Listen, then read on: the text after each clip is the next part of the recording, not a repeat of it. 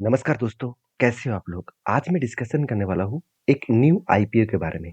मतलब एक new IPO फिर से मार्केट में आ रहा है और वो भी एनएससी, बीएसई दोनों में ही लिस्टिंग होता देखने को मिलेगा। कंपनी का नाम है Ajax engineering limited. Ajax engineering limited जो बेसिकली बिल्डिंग कंस्ट्रक्शन के ऊपर काम करते हैं, रोड कंस्ट्रक्शन के ऊपर काम करते हैं। तो इस कंपनी का पूरा प्रोडक्ट लिस्ट आपको मैं दिखाऊंगा और साथ ही साथ आपको ये भी बताऊंगा कि कंपनी किस-किस प्रोजेक्ट के साथ-साथ किस तरीके से खुद को ग्रोथ कर रहा है, वो सब कुछ आपको पता चलेगा इस वीडियो के अंदर। तो चलो वीडियो को शुरू करते हैं। शुरू करने से पहले रिक्वेस्ट करूँगा, चैनल को सब्सक्राइब नहीं किया तो ज़रूर कर लीजिएगा। तो बेसिकली देखिए बिल्डिंग कंस्ट्रक्शन के लिए, रोड कंस्ट्रक्शन के लिए, सारी चीज़ों के लिए बहुत सारे इंजीनियरिंग की, बहुत सारे मशीनरीज़ की ज़रूरत पड़ते हैं। तो इस तरीके से जो प्रोडक्ट लिस्ट है इसका, प्रोडक्ट लिस्ट में जाएँगे तो इस तरीके से आपको अलग-अलग मशीनरी दिखेगा। जैसे देखिए सेल्फ लोडिंग जो कंक्रीट है और कंक्रीट मिक्सचर जो है वो कंपनी बनाते हैं। साथ ही साथ पेवर्स भी कंपनी बनाते हैं। साथ ही साथ डंपर्स भी बनाते हैं। साथ ही साथ आप देख सकते हैं स्टेशनरी पंप्स भी कंपनी बनाते हैं। साथ ही साथ बूम पंप्स भी बनाते हैं। साथ ही साथ देखा जाए तो ट्रांजिस्ट जो मिक्सर है वो भी कंपनी बनाते हैं। तो इस तरीके से अलग-अलग प्रोडक्ट कंपनी बनाते हैं। तो बेसिकली रोड कंस्ट्रक्शन में, बिल्डिंग कंस्ट्रक्शन में साथ ही साथ कोई भी टनल कंस्ट्रक्शन में, तो इस तरीके से प्रोजेक्ट के ऊपर जो मशीनरी लगता है, वही मशीनरी कंपनी बनाते हैं। तो एक इंजीनियरिंग कंपनी है, तो इसका प्रोडक्ट लिस्ट आपको यहाँ पे देख सकते देखिए, ये जो प्रोडक्ट है ना, इस तरीके से जो मतलब मिक्सचर जो कंपनी मतलब मिक्सचर जो गाड़ियाँ होते हैं, वो भी कंपनी बनाते हैं। तो इस कंपनी बेसिकली अलग-अलग कंट्रीज़ में छा छा चुके हैं। तो कंपनी देखा जाए तो इंडिया में भी है, नेपाल में भी है और अमेरिका में भी है। साथ ही साथ आप देख सकते हैं कहाँ-कहाँ पे है, श्रीलंका, उसके साथ-साथ यहाँ पे कहाँ पे है, बांग्लादेश, साथ ही साथ नेपाल में और उसके साथ-साथ म्यांमार में और यहाँ पे देख सकते हैं कंबोडिया और उसके साथ-साथ केनिया और कहाँ पे है, तंजानिया और आप देख सकते हैं इस तरीके से अलग-अलग जगह पे कंपनी खुद के बिज़नेस को घाना से लेकर, सीरिया से लेकर तो अलग-अलग कंट्रीज़ को इजिप्ट से लेकर अलग-अलग कंट्रीज़ को कंपनी प्रोडक्ट को बेच रहा है। तो company all over world basis में कंपनी बिज़नेस को फैला के रखा है। कंपनी के बिज़नेस के बारे में और भी डिटेल्स में बात करूँ देखिए कंपनी का स्टार्टिंग बिज़नेस है।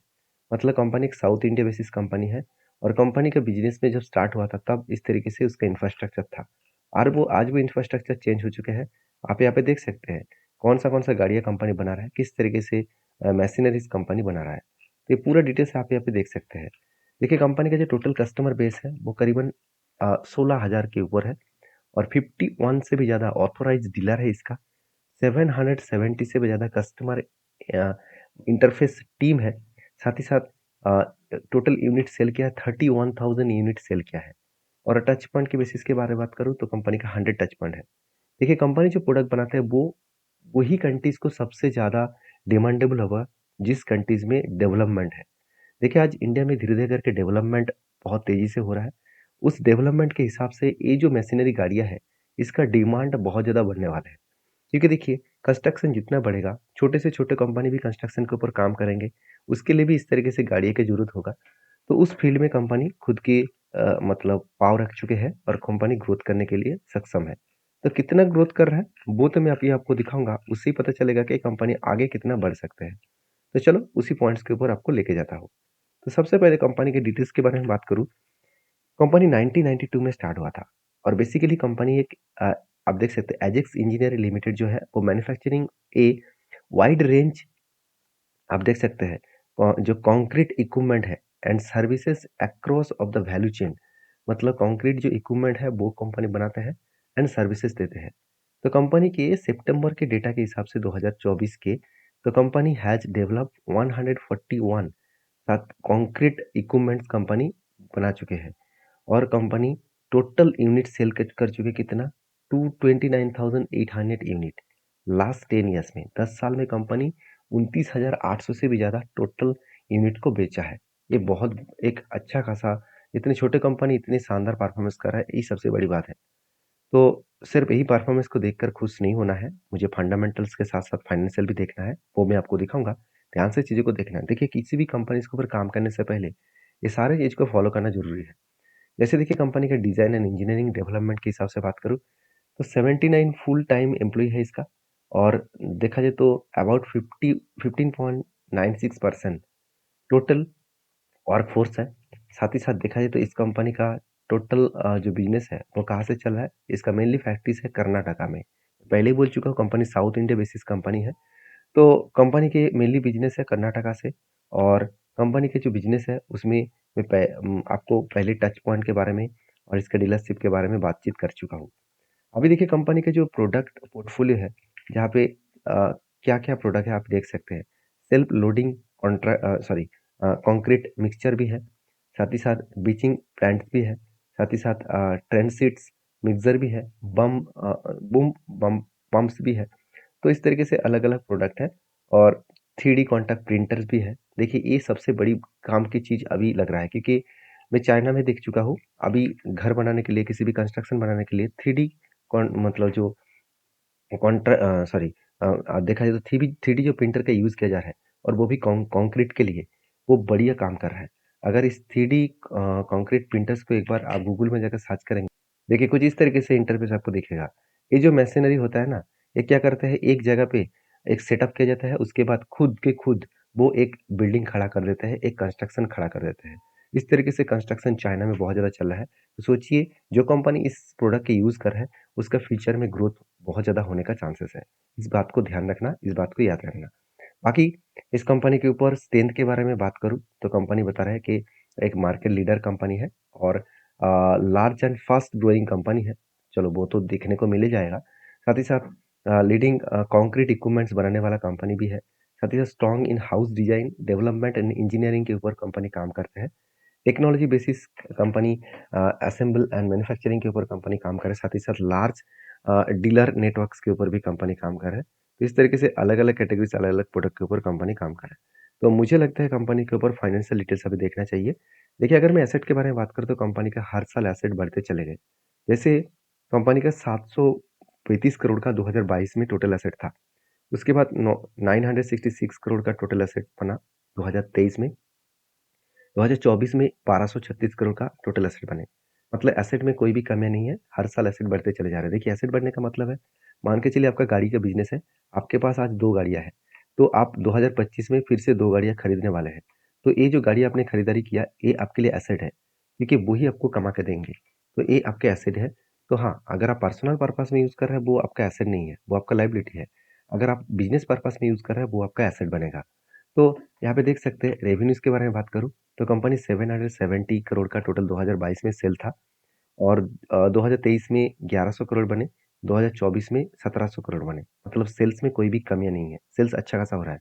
उसके अगेंस्ट में कंपनी प्रॉफिट भी अच्छा खासा किया है, जबरदस्त प्रॉफिट किया। 66 करोड़, 135 करोड़, 225 करोड़। मतलब कंपनी हर साल खुद के प्रॉफिट को एक अलग रेंज तक लेके गया। ये मुझे सबसे बेस्ट लगा। सबसे मुझे बेस्ट पॉइंट क्या लगा आप जानते हैं? कंपनी का कर्जा एकदम जीरो है, ना के बराबर कर्जा है। 6 करोड़ का कर्जा है। देखिए इतना ज़्यादा एसेट वाला कंपनी के ऊपर, और कंपनी का मार्केट कैप भी देख लीजिए 7,000 करोड़ का। तो सोचिए 7,000 करोड़ का कंपनी का मार्केट कैप है, और इस कंपनी के ऊपर 6 करोड़ का कर्जा है। क्या वो उस कर्जे को मिटा नहीं पाएंगे? एक सिंपल से एग्जाम्पल सोचिए, आपके जेब में 7,000 रुपया है और आपको किसी को 6 रुपया देना है। क्या आपको कोई टेंशन लगेगा? क्या आपका कोई दिक्कत आएगा? बिल्कुल नहीं ना। तो इसी तरीके से आप एग्जाम्पल के हिसाब से मैंने समझाया हो। एक्चुअली यहाँ पे वो एग्जाम्पल काम नहीं करेगा, तो फिर भी आपको एक समझाने के लिए मैंने बताया। तो कर्जा एकदम ना के बराबर है। तो बेसिकली कंपनी का जो वैल्यूएशन है बहुत शानदार आपको देखने को मिलेगा। या अभी वो भी दिखाऊंगा। आरओसी आरओई आपको बेस्ट दिखेगा, बेस्ट परफॉर्मेंस है। डेप्थ एकदम ना के बराबर है। देखिए मैं पहले बोल चुका हूँ, डेप्थ एकदम जीरो डेप्थ है। और कंपनी इसके ऊपर देखिए नेट मार्जिन जो है वो 12 पॉइंट पेट मार्जिन जो 12.65 है, चलो ठीक ही है। कंपनी का अर्निंग पर शेयर भी अच्छा खासा देखने को मिला 19 के आसपास। और पी रेशियो 35 है। देखिए ये देखकर मैं खुश नहीं होऊंगा, क्योंकि मैं कंपेयर करूंगा इस कंपनी इस सेक्टर में बाकी जो कंपनी है वो क्या कर रहा है, उसके पी रेशियो कितना है, तभी पता चलेगा कि इसका वैल्यूएशन सस्ता है कि महंगा है। देखिए अगर मैं इस सेक्टर के देखिए बात करूँ, तो एक्शन कंस्ट्रक्शन जो इक्विपमेंट्स कंपनी है, जो देखा जाए तो अर्थक्वेक सॉरी माफ़ी चाहता हूँ, जो अर्थ इक्विपमेंट्स बनाता है, अर्थ कंस्ट्रक्शन इक्विपमेंट्स बनाता है, जो ऑफ रोड गाड़ियाँ बनाता है। तो बेसिकली ये कंपनी ज़बरदस्त है। और इसका भी अर्निंग पर शेयर देखिए थोड़ा सा ज़्यादा है एजेक्स की तुलना से। साथ ही साथ बीईएमएल है, जो एक सरकारी कंपनी है, 67 के अर्निंग पर शेयर है, बहुत शानदार है। साथ ही साथ एस्कॉर्ट कोबाटा है, जो एक ट्रैक्टर मैन्युफैक्चरिंग कंपनी है, जो बेसिकली 96 के आसपास अर्निंग पर शेयर है। तो सीधा-सीधा कहूँ कंपनी का अर्निंग पर शेयर बाकी कंपनी से बहुत कम है। चलो कंपनी के पी रेशियो भी देख लेते हैं। अगर मैं पी रेशियो के बारे में बात करूँ तो कंपनी का वैल्यूएशन मुझे सस्ता लगा क्योंकि बाकी कंपनीज़ का पी रेशियो बहुत हाई है 46, 54 तो एवरेजली देखा जाए तो मैं एवरेज बाकी कंपनीज़ का पी रेशियो को एक बार चेक कर लेता हूँ कितना है।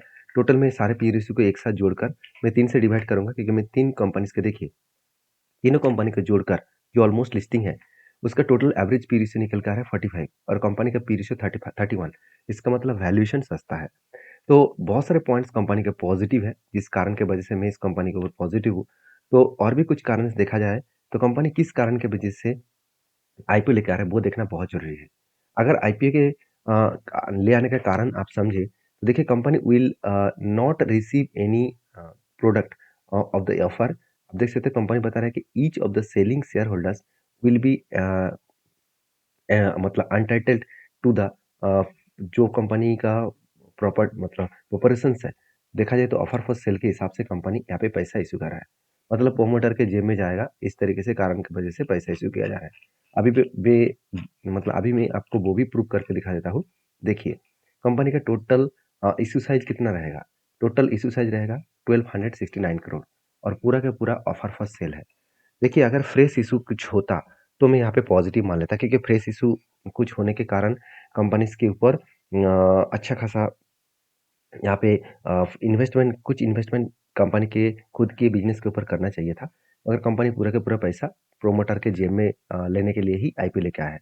देखिए कंपनी में काम तो अच्छा रहा है कंपनी अच्छा खासा परफॉर्मेंस कर रहा है तो यहाँ पे कोई नेगेटिव पॉइंट्स तो है नहीं फिर भी कंपनी के बिजनेस को ग्रोथ करने के लिए पहले से ही कंपनी के पास पैसा है तो शायद इसीलिए वो शेयर बेचकर खुद के जेब भर रहा है।